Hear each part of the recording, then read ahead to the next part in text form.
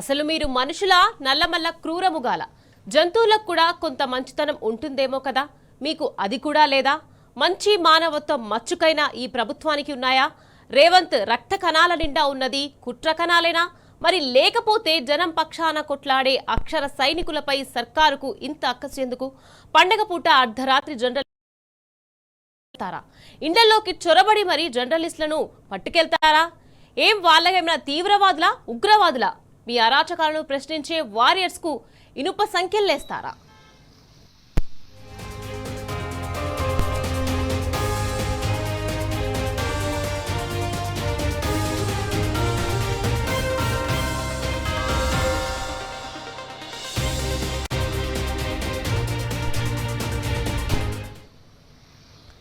హోంశాఖను నీ చేతిలోనే పెట్టుకొని నీ ఇష్టం వచ్చినట్టు అరాచకాలు సృష్టిస్తావా మిస్టర్ రేవంత్? పోలీసుల గన్నులతో జర్నలిస్ట్ పెన్నులను భయపెడదామని చూస్తున్నావా? హస్తాన్ని అడ్డుపెట్టి అక్షరాలను ఆపగలవా? అసలేమనుకుంటున్నావు? ఏం చేసినా చెల్లుతుందని విర్రవీగుతున్నావా? సీఎం పదవి నీ సీటు కింద ఉంటే ఏదైనా చేయగలని ధీమానా? మహిళా ఐఏఎస్ అధికారిపై కథనం ప్రసారం కేసులో సిసిఎస్ పోలీసులకు అంత దూకుడు ఎందుకు? ఎవరు ఉసిగొలుపుతున్నారు? మీకు ఫీడ్ చేస్తున్నది ఎవరు? పోలీసులు గాంధీ భవన్ నుంచి ఆదేశాలు అందుకున్నారా? అందుకే ఇంతలా చెలరేగిపోతున్నారా? రైట్, ఇదే విషయానికి సంబంధించి మరింత సమాచారాన్ని మా క్రైమ్ బ్యూరో చీఫ్ భాస్కర్ అందించేందుకు సిద్ధంగా ఉన్నారు. భాస్కర్, చెప్పండి. నిన్న మొన్నటి వరకు 9 మంది ఛానళ్లకు సంబంధించి కేసు నమోదైనట్టుగా పోలీసు అధికారులు చెప్పుకొచ్చారు. దీంట్లో 3 శాటిలైట్ ఛానళ్లు, ప్రైమ్ 9, టీ న్యూస్, ఎన్టీవీ, ఇక మిగతావి యూట్యూబ్ ఛానళ్లు, అరాకొరగా ఉండేటువంటి కొన్ని ఛానల్. కానీ ఇప్పుడు తాజాగా మరొక రేవంత్ సర్కార్ బయటకు దీంట్లో ఒకసారి మనం చెక్ చేస్తే మహిళా ఐపీఎస్ అధికారులు కించపరిచేలా వార్తలు ప్రసారం చేసినటువంటి అనవసరమైన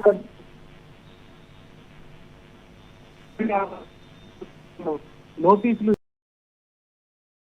చేస్తున్నట్టుగా తెలుస్తోంది. ఛానల్స్ బాధ్యులను గుర్తించి అరెస్ట్ చేయడానికి నేరుగా పోలీసులు రంగంలో దిగారు. మొత్తం 44 యూట్యూబ్ ఛానల్స్ అంటే ఇప్పటికి మనకు ఒక 6 యూట్యూబ్ ఛానల్స్ ఇప్పటికే మనకు తెలుస్తున్నాయి. మిగతా 38 యూట్యూబ్ ఛానల్స్ ను వాళ్ళు ఇప్పటి నుంచి ఇక నేరుగా నోటీస్ ఇవ్వకుండానే అరెస్ట్ చేయడానికి రంగం సిద్ధం చేసినట్టుగా తెలుస్తోంది.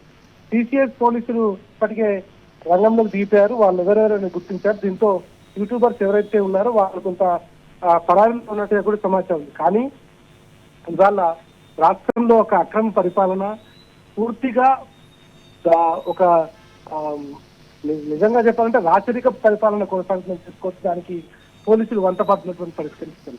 ప్రజాస్వామ్య దేశమా ఇది రాచరికమా అనేటువంటి అనేక అనుమానాలు కూడా కలుగుతా ఉన్నాయి. ఎందుకంటే యూట్యూబ్ ఛానల్స్ లో అసలు ఎవరు ప్లే చేశారు, ఎవరు సమాచారం ఇచ్చారనే విషయం పక్కన పెడితే ఆ యూట్యూబ్ ఛానల్లో ప్లే అయిందా కాలేదా కూడా తెలియదు. కేవలం గతంలో ప్రభుత్వం చేసినటువంటి అక్రమాలు, అవినీతి, ఇచ్చినటువంటి వాగ్దానాన్ని నిలబెట్టుకోకపోవడం సందర్భంగా యూట్యూబ్ ఛానల్లో ఆయా యూట్యూబర్స్ ఇచ్చినటువంటి వార్తలు ఏవైతే ఉంటాయో, వాళ్ళు చేసినటువంటి ప్రసంగాలు ఏవైతే ఉంటాయో, వాళ్ళు చెప్పినటువంటి మాటలు ఏవైతే ఉంటాయో వాటి ఆధారంగా మాత్రమే ఇవాళ రేవంత్ సర్కారు వాళ్ళను టార్గెట్ చేసినట్టు చెప్పుకోవచ్చు. దీంట్లో భాగంగా 44 యూట్యూబ్ ఛానళ్లపై చర్యలు సిద్ధం చేశారు. మహిళా ఐపీఎస్ ని కించపరిచే విధంగా కథనాలు ప్రసారం చేశారని వారిపైన కేసు నమోదు చేశారు. కానీ చాలా వరకు దాంట్లో కొన్ని ఛానల్స్ అవి ప్లే కూడా చేయలేదు, ఆ వార్తను కూడా తీసుకోలేదు. అంతేందుకు టీ న్యూస్ కి సంబంధించినటువంటి వ్యవహారంలో వార్తను ప్లే చేయనటువంటి టీ న్యూస్ పైన కూడా కేసు నమోదు చేశారు.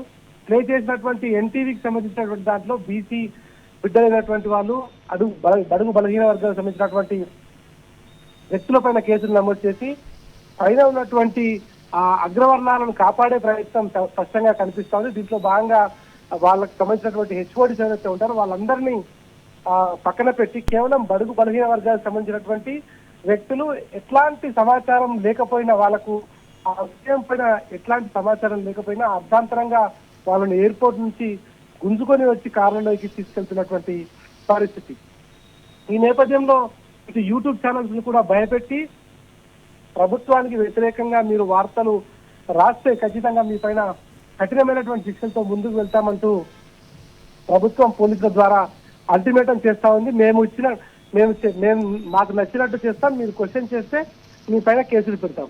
గతంలో యునైటెడ్ ఆంధ్రప్రదేశ్ లో కూడా ఇట్లాంటి సమైక్య ఆంధ్రప్రదేశ్ లో కూడా ఇట్లాంటి కేసులు పెట్టడం కావచ్చు, ఇటువంటి ఒక రాచరిక పరిపాలన ఎప్పుడు చూసింది. కానీ 2 ఏళ్ల రేవంత్ కాంగ్రెస్ పరిపాలన మాత్రం అడ్డగోలుగా ఇచ్చినటువంటి హామీలను నెరవేర్చకుండా ప్రజలను ఇబ్బంది పెడుతూ జర్నలిస్టుల పైన ప్రశ్నించినటువంటి ప్రజలపైన అక్రమ కేసులు పెడుతూ జైళ్లకు పంపుతున్నటువంటి పరిస్థితి కనిపిస్తుంది. ఇవాళ వీటన్నింటినీ చూస్తా ఉంటే రాష్ట్రంలో అభివృద్ధి లేదు, నిరుద్యోగులకు ఉద్యోగాలు ఇస్తామన్నటువంటి మాట నిలబెట్టుకోలేదు, రైతులకు యూరియా లేదు, ఆడబిడ్డలకు ఇచ్చిన హామీలు నెరవేరలేదు. ఇవన్నిటి సందర్భంలో సబ్బండ వర్ణాలు పూర్తిగా దీనిపైన వ్యతిరేకంగా ప్రభుత్వంతో ఉన్నటువంటి సందర్భంలో కావాలని ఇబ్బంది పెట్టే విధంగా వాళ్ళు చేస్తున్నటువంటి మాటలు ఏవైతున్నాయో వాటిని ప్లే చేస్తున్నటువంటి, వాటిని ప్రజలకు చూపిస్తున్నటువంటి మీడియా సంస్థలపైన అనేక రకాలుగా ఒక కుట్రను ఏర్పాటు చేసుకున్నటువంటి రేవంత్ ప్రభుత్వం ఇటువంటి చర్యలకైతే మొత్తానికి ఓపెన్ చేసిందని చెప్పుకోవచ్చు. దీంట్లో భాగంగా ఇవాళ 44 మంది యూట్యూబ్ ఛానళ్ల పైన అక్రమ కేసులు పెట్టి వారిని అరెస్ట్ చేయడానికి రంగం సిద్ధం చేశారు.